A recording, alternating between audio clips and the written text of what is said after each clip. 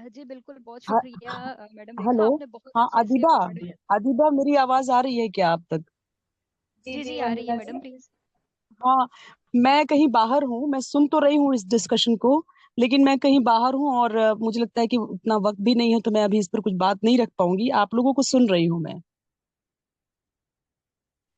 जी ठीक है, thank you Vandana ji. Doctor Samiya, आप कैरी ऑन करें।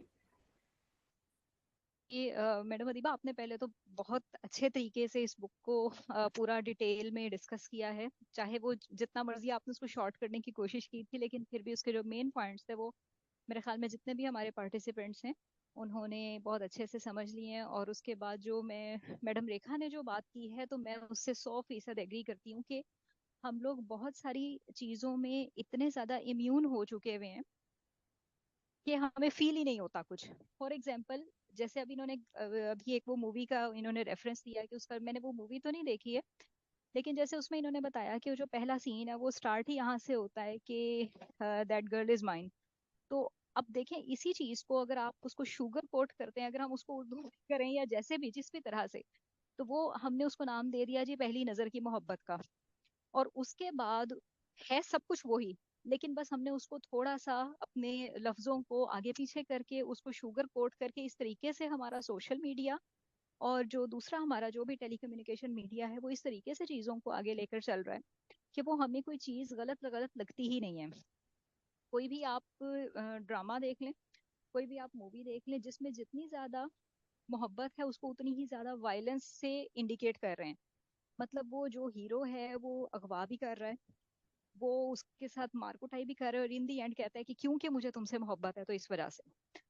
ये मेरा ख्याल है कि हमने इन चीजों को इतना ज्यादा नॉर्मलाइज कर लिया है। और दूसरा ये कि इसमें मुझे लगता है कि कुछ हद तक कसूर जो है वो हमारा।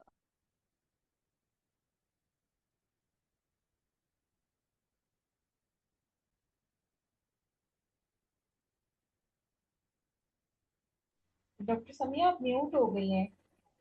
पता नहीं किस वजह से। Oh sorry, sorry. अब आ रही है आवाज? जी अब आ रही है। जी। तो मैं ये कह रही थी कि हम लोगों ने चीजों को इतना ज्यादा नॉर्मलाइज कर दिया हुआ है और इतना ज्यादा उसको शुगर कोट कर दिया है। किसी भी मूवी में, किसी भी ड्रामे में जब हम देखते हैं कि जितनी ज्यादा शदीद मोहब्बत दिखानी होती है उसमें उतनी ही ज्यादा वायलेंस भी दिखाई जाती है, उसमें उतना ही ज्यादा इवन जो फिजिकल अब्यूज है वो दिखाया जाता है। और उसके बाद वो नाम यही दिया जाता है कि क्योंकि मोहब्बत थी तो उसके चक्कर में उसने ये किया, और इन दी एंड वो हैप्पी एंडिंग भी उसी के साथ है, वो लड़की हंसी खुशी उसी के साथ रह रही है। तो मुझे लगता है कि इसके अंदर कुछ हद तक, और ये आहिस्ता आहिस्ता जो हमारे जो खास तौर पर जो यंग माइंड्स हैं उनको इस तरीके से ये चीज मोल्ड करती जा रही है कि वो उनको वो चीज गलत नहीं लगती है। मतलब मैंने जैसे अभी शुरू में ही बताया है कि मैं पॉपुलर फिक्शन की बहुत बड़ी फैन हुआ करती थी। पिछले को 20-25 साल से मैं वो पढ़ रही थी, लेकिन अब मैंने उसको भी पढ़ना छोड़ दिया है। वो रीजन यही है कि वो जो पॉपुलर फिक्शन है उसमें भी इस तरह की कहानियां और इस तरह के वो सीन्स हैं, अगर कभी आपकी नजर से गुजरे हो ये इसके ऊपर इंस्टाग्राम पे या कुछ भी, तो वो आपको वो लव स्टोरी कम लगती है, किसी वो वायलेंस की वाली जो मूवी होती है उसका सीन वो आपको ज्यादा लग रहा होता है। और वो जो पॉर्न जिसकी हम बात करते हैं वो सिर्फ देखने की हद तक नहीं है, वो अल्फाज में भी उसी तरह से वो झलक रहा होता है।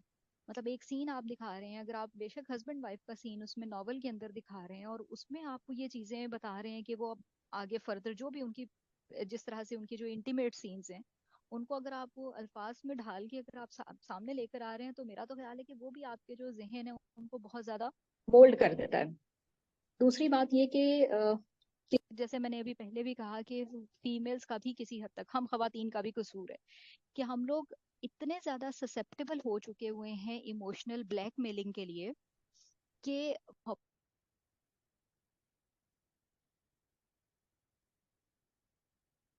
डॉक्टर समिया फिर म्यूट हो गई हैं। ये मुझे लग रहा है कि यहाँ कोई वो तो नहीं हो रही, स्क्रीनिंग तो नहीं हो रही मेरे वर्ड्स की, कोई वो ऑटोमेटिकली हो रही हूँ मैं म्यूट। नहीं, एनीवे आपसे में भी टच हो जाता है। हाँ, मे बी ये रीजन हो। तो वो मैं ये कह रही हूँ कि किसी हद तक हमारा जो खवातीन है उनका भी मुझे लगता है कि इसमें कसूर होता है कि हम इमोशनल ब्लैकमेलिंग के लिए आहिस्ता आहिस्ता से हम लोग ससेप्टेबल होते जाते हैं कि वो हमें कोई भी जो शख्स है वो मोहब्बत के नाम पे हमसे, मतलब ये है कि जाहिर है जितनी भी फीमेल्स हैं, खास तौर पर जो यंग बच्चियां हैं हमारी, तो इनको शुरू से ही ट्रेन करने की जो सबसे बड़ा जो इसमें मुझे नजर आता है, खास तौर पे जो हमने साउथ एशिया की शुरू में बात की थी, ऑल्दो ये जो डिबेट है ये तो वर्ल्ड वाइड है, ग्लोबल डिबेट है, लेकिन पर्टिकुलरली जो मुझे जो फील होता है कि हमारे यहाँ पर जो एक सेक्स एजुकेशन का जो लैक है, उसकी जो कमी है, वो एक बहुत बड़ा फैक्टर है। और दूसरा ये कि हमें अपनी बाउंड्रीज को सेट करने की बहुत ज्यादा जरूरत है, कि हमें पता होना चाहिए कि कौन सा हमारे लिए रेड फ्लैग है या रेड लाइन हमारी कौन सी है जिसको किसी ने क्रॉस नहीं करना और ना कोई कर सकता है। तो इन चीजों के बारे में जब हमें अवेयरनेस ही नहीं होती तो वो हमें यही लगता है कि ये सारी चीजें नॉर्मल हैं, और जिस तरीके से उसको फिर ऑनलाइन दिखाया जाता है, चाहे वो वर्ड्स की फॉर्म में है, चाहे वो विजुअल्स की फॉर्म में है, चाहे वो आपके चैट बॉक्स में किसी की खामखा की इंटरप्शन है, वो सारी चीजें फिर, और हम उस पर बजाय कोई एक्शन लेने के फिर एक ही हमारा होता है कि उनको या तो ब्लॉक कर दिया जाए या उनको इग्नोर कर दिया जाए, ज्यादा से ज्यादा हम उसको रिपोर्ट कर देंगे। और फिर कुछ ऐसा भी होगा कि, और ये सारे नहीं करेंगे ऑब्वियसली, उनमें बहुत सारे ऐसे भी होंगे जो उस चीज को आगे बढ़कर उसको एक्सेप्ट भी करेंगे। तो ये सारी चीजें जो हैं ये मेरा ख्याल है कि इसमें जो हमारा मीडिया है, और दूसरा ये कि जो अब हम लोगों ने जो एक आजाद मीडिया का जो कॉन्सेप्ट हमने अपने अंदर इंट्रोड्यूस करवा लिया, उसमें जिसका जो दिल चाहता है वो बोलता है, जिसका जो दिल चाहता है वो लिखता है, जिसका जो दिल चाहता है वो पोस्ट करता है, वीडियो बनाता है। और ये मुझे मेरे लिए भी बड़ी तकलीफ की बात है, जैसे इन्होंने मैडम रेखा ने कहा है कि जो लोगों का इंटरेस्ट था वो उस सीन के क्लिप्स देखने में था कि असल में, और वो जाहिर है कि वो ये नहीं होगा कि उन्होंने अपना वो कोई इन्वेस्टिगेशन के पर्पज से, तो डेफिनेटली नहीं था, वो सिर्फ अपनी जो एक उनकी जो तस्कीन होती है, जो एक उनको वो जो कह लें कि जो एंजॉयमेंट होती है, उसके लिए वो देखना चाह रहे थे कि हुआ क्या था। तो ये बहुत पेनफुल एक बात है कि ये चीज इतनी तेजी से हमारे अंदर और फैलती भी जा रही है। और दूसरा ये कि हमें एहसास भी नहीं हो रहा है कि ये हम किस डायरेक्शन में जा रहे हैं। जो जहां तक बुक के जो टाइटल था वो मेरे लिए बड़ा टाइटल ही डिस्टर्बिंग था, क्योंकि जो हेट का वर्ड है वो मुझे लगता है कि बड़ा स्ट्रॉन्ग वर्ड है, और ये हमें हम्म। नॉर्मली यूज नहीं करना चाहिए कि मतलब मैन हु हेट वुमेन। लेकिन अब वाकई इन चीजों को जैसे आपने डिस्क्राइब किया तो मुझे लग रहा है कि वाकई ये this is some sort of hate as well, कि वो चाहे वो इंफीरियोरिटी कॉम्प्लेक्स है आदमियों को, या वो उनसे किसी तरह से वो कर रहे हैं, जेलस हो रहे हैं, या उनके ऊपर डोमिनेट करना चाह रहे हैं, वो जो अथॉरिटी है वो अपनी रखना चाह रहे हैं।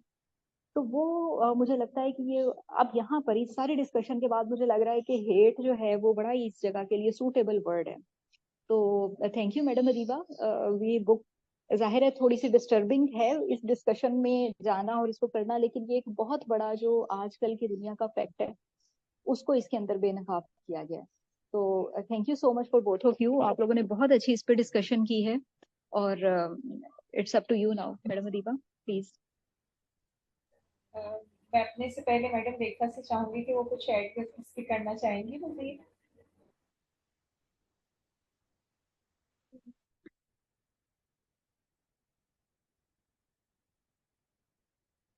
नहीं, आई थिंक काफी इंटरेस्टिंग डिस्कशन था। अदीबा, तुमने तो इतने इंटरेस्टिंग तरीके से पूरी किताब, अब मेरे को लग रहा है बस अब नेक्स्ट बुक मेरे को यही पढ़नी है, क्योंकि इतने उससे तुमने वो करा है।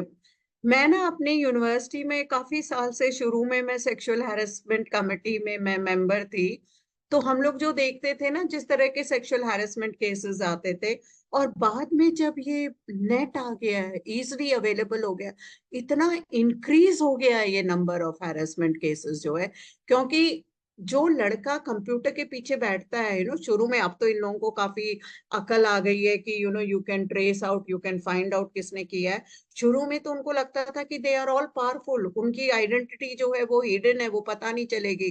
तो ऐसी किस तरह की हेट मेल, कुछ लव मैसेजेस, ये सब भेज करके, ऐसे ही जैसे अभी इमीडिएटली देखो, एक तरह से हम सब लोगों को ये जो पोर्नोग्राफी किसी ने भी, जिसने भी हैक किया है, बीच में आया है, हमको एक तरह से डिस्टर्ब करने के लिए ही किया था ना।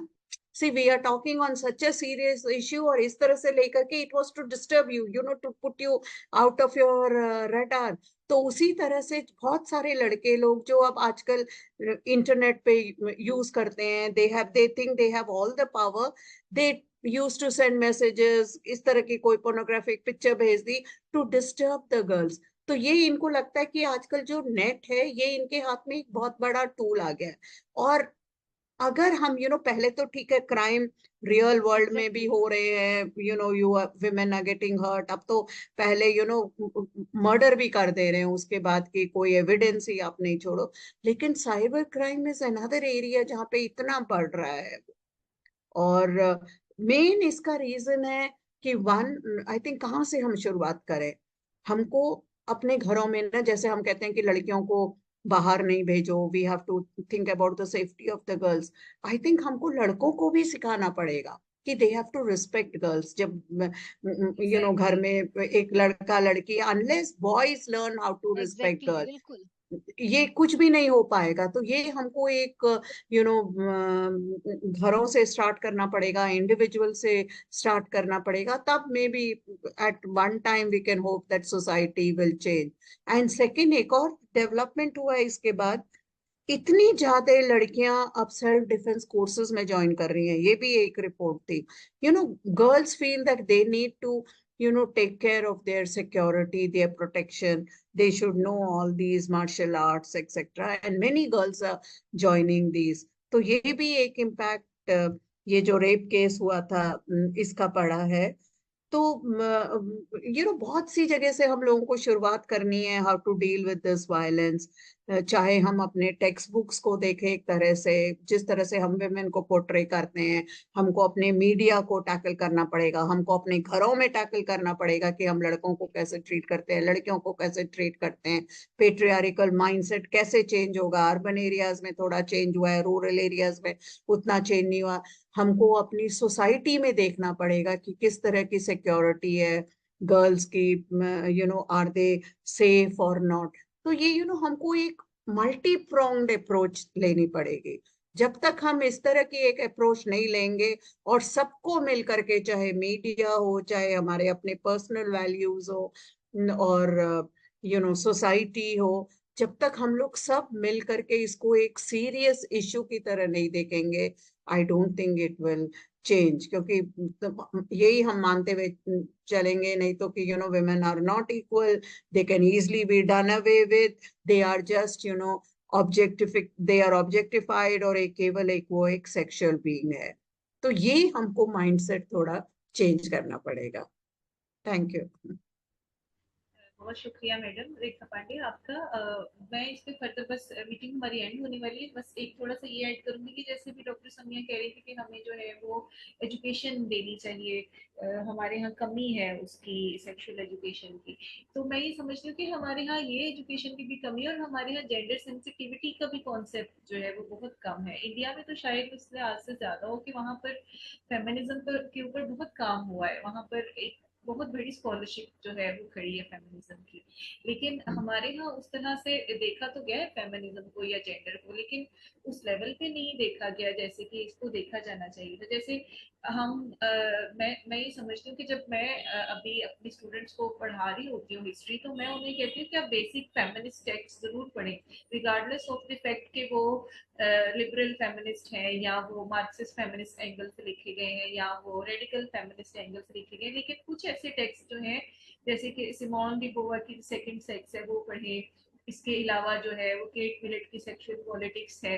तो ये वो बेटी फ्रीडन की फेमिनिस्ट मिस्टीक है। तो ये वो टेक्स्ट है जो हमें जेंडर को लेकर के एक तो शऊर भी देते हैं, और हमें बताते भी हैं, समझाते हैं कि सोसाइटी के अंदर वुमेन को कैसे परसीव किया जा रहा है, और कैसे उसको देखा जा रहा है, क्या उसको समझा जा रहा है, अदब में कैसे समझा जा रहा है। जैसे केट मिलेट जो है वो जो ब्रिटिश लिटरेचर है वहां से उसको शुरू करती हैं कि कैसे अदब के अंदर जो है, यानी इंग्लिश लिटरेचर के अंदर जो वुमेन को दिखाया गया, उधर भी उसको एज ए ऑब्जेक्ट ही दिखाया गया, और वो बिल्कुल उसको जो है वो एनालिसिस करती हैं फेमस नॉवेल्स का। जैसे वो जो है वो लेडी चैटर्जी लवर, शायद वो डीएच लॉरेंस का जो क्लासिकल नॉवल है उसको भी वो फेमिनिस्ट एनालिसिस उसका करती हैं, और वो बाकी सारे नॉवेल्स का भी। तो हम लोग, जैसे डॉक्टर समिया कह रही थी कि हम लोग अक्सर फिक्शंस में पढ़ते हैं और नॉवेल्स में पढ़ते हैं, हमें पहली नजर में नहीं लगता कि ये कोई विमेन को एज ए ऑब्जेक्ट ट्रीट किया जा रहा है, हम उसे ऐसे समझते हैं जैसे वो दिस इज द लव, यही जो है वो मोहब्बत है। तो इसी हवाले से, जैसे कि आपने कबीर सिंह का जिक्र किया था, तो अगर हम लोग डर मूवी देखें जो शाहरुख खान की थी, जो 90s में रिलीज हुई, तो उसमें वो इतना पोजेसिव एक लवर दिखाया गया है, लेकिन वो टॉक्सिक मैस्कुलिनिटी थी जो कि पावर एक्सर्ट एग्जैक्टली। करना चाह रही थी। तो बिल्कुल। शाहरुख खान एक जमाने में मेरा बहुत फेमस क्रश रहा है, लेकिन हम अब जब उसको उन मूवीज का फेमिनिस्ट एनालिसिस करते हैं, जैसे कुछ कुछ होता है का फेमिनिस्ट एनालिसिस करें, या ये डर मूवी का, ये और भी जो मूवीज है इसका इनका, लाइक अभी जैसी आई थी जानवर मूवी जो है वो आई है रणबीर कपूर की, उसमें भी काफी वायलेंस और वो सारा कुछ दिखाया गया है। तो इन मूवीज का भी अगर हम फेमिनिस्ट एनालिसिस करें तो हमें पता ये चलेगा कि वुमेन को कैसे पोर्ट्रे किया जा रहा है और उसके पीछे की आइडियोलॉजी क्या है, एक्चुअली वुमेन को समझा क्या जा रहा है। तो मैं ये बस इस नोट के साथ जो है वो डिस्कशन खत्म करना चाहूंगी। डॉक्टर समिया, आप मैडम अनीता, फाइनली एक चीज इसको। और। हाँ जी जी, एक हाँ जी, चीज हाँ बस मैं इसमें ऐड जी। करना चाह रही हूँ क्योंकि टाइम हमारे पास अब चंद ही मिनट रह गए। मैं सिर्फ एक और ऐड करना चाह रही हूँ कि जैसे जो हमारे टीचर्स हैं, including me and any other person who is in the meeting and is he और शी इज अ टीचर, ये जिम्मेदारी जो होती है वो किसी हद तक टीचर्स पे भी आयद होती है। और क्योंकि बायोलॉजी में पढ़ाती रही हूँ स्टूडेंट्स को, तो मुझे ये एक्सपीरियंस हुआ है कि जब भी मैं रिप्रोडक्शन वाला चैप्टर जब मैं स्टार्ट करवाना होता था, तो उससे पहले ही जो स्टूडेंट्स होते थे ना, वो बहुत एक्साइटेड होते थे कि जैसे इसके अंदर हम पता नहीं क्या चीज पढ़ने लगे हैं। मतलब वो उनको पता नहीं कौन सी इसमें लगता था। इवन जो मैंने लड़कों को भी जब पढ़ाया, डॉक्टर समिया, आप म्यूट हो गई हैं फिर। वो मुझे लग रहा है कि ये शायद मैंने हैंड्स फ्री लगाए हुए थे, तो शायद उसकी वजह से। बहरहाल, तो वो खासतौर पर जब मैंने लड़कों को पढ़ाया तो उसमें मुझे ये फील हुआ कि वो जैसे मतलब एक दूसरे की तरफ देखकर मुस्कुरा रहे हैं, एक दूसरे के साथ कोई कानों कानों में बातें कर रहे हैं। और सिर्फ लड़के नहीं, लड़कियां भी ऐसे करती थी। तो उस वक्त फिर मैंने थोड़ी देर के लिए वो स्टॉप किया, और वो जो स्टार्ट मैंने फिर वहीं से लिया। मैंने कहा बच्चों, ये वो वाली ये जो पूरा प्रोसेस हम जो पढ़ने लगे हैं, ये वो वाला प्रोसेस है जिससे आपकी माएँ भी गुजरी हैं, उनकी माएँ भी हम्म। गुजरी हैं। और जितने पहले जो होमोसेपियन था उससे लेके आज तक जितने भी लोग यहाँ पर आए हैं ना, तो ये इसी प्रोसेस से गुजरे हैं। तो आप और मैं भी इसी से बने हैं। तो वो जब उनके पेरेंट्स की बात करते हैं ना, तो वो थोड़ा सा वैसे ही उनको शर्म आ जाती है, और वो थोड़ा उस चीज को बायोलॉजिकली देखना शुरू हो जाते हैं। तो वो मेरा ख्याल है कि हमें कुछ चीजों को उस तरह से फैंटेसाइज करने की भी जरूरत नहीं है। हमने इतनी चीजों को मतलब एक अगर आप देखें कि ये पूरा जो जैसे डिलीवरी का प्रोसेस है, तो ये इतना ज्यादा पेनफुल और इतना ज्यादा वो इस तरह का प्रोसेस है कि आप उसको एक चीज को रिस्पेक्ट दें कि आपकी माँ कितने तकलीफ से गुजर के आपको उस दुनिया में लेकर आई है, या जितनी भी खवातीन है। और उन चीजों को आपने इतना ज्यादा उसको ग्लैमराइज कर दिया है, उस चीज को इतना ज्यादा फैंटेसाइज कर दिया कि उनको लगता है कि शायद सारी की सारी एंजॉयमेंट इसी के अंदर है। तो मेरा ख्याल है कि ये बहुत सारी जो जिम्मेदारी होती है वो घर से लेकर और टीचर्स से लेकर, और उसके बाद जो भी हमारा जो मीडिया वगैरह है, इन सारी चीजों के ऊपर ये कंबाइन एफर्ट होगी इसका। ऑब्वियसली हमें इंडिविजुअल लेवल पर जरूर करना चाहिए, लेकिन मेरा ख्याल है कि एक दफा पूरी की पूरी जो सोसाइटी है उसको इन सारी डॉक्टर चीजों समिया, को जस्ट 1 मिनट। अलाइन करने की जरूरत है। जी जी, बस मैंने खत्म एक कर दिया। एक तो मिनट रह गया। चीजों को अलाइन करने की हमें जरूरत है। थैंक यू, जी, बस मैं बहुत ये कहना चाह शुक्रिया। रही हूँ। बहुत शुक्रिया मैडम रेखा पांडे, आपका तो मैं बहुत ही ज्यादा शुक्रिया अदा करती हूँ कि आपने आज हमारे सेशन में आकर इसको बहुत ज्यादा इंटरेस्टिंग और बहुत ज्यादा इंटेलेक्चुअल और लर्निंग बना दिया हमारे लिए। बहुत शुक्रिया। आई और agree. Thank you very much, मेरे को भी बहुत अच्छा लगा। And I hope, I told you I am out 16 के बाद आकर के I definitely join. Thanks a lot, काफी अच्छा रहा, वेरी इंटरेस्टिंग। मैं थैंक यू आप लोगों फॉर। से एक पॉडकास्ट शेयर करूंगी अभी जिसमें ये फिल्म के बारे में डिटेल से मैंने डिस्कस किया है। आई विल शेयर जी इट विद यू।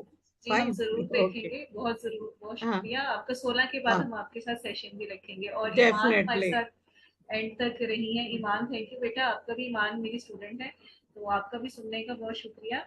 तो हम इसको एंड करते हैं, बल्कि खुद ही एंड होने वाली है। तो आप सबका बहुत शुक्रिया, ओके। और take care, good thanks a night. Lot, good night. अल्लाह गुड नाइट, जी। Wonderful meeting you all. Wonderful.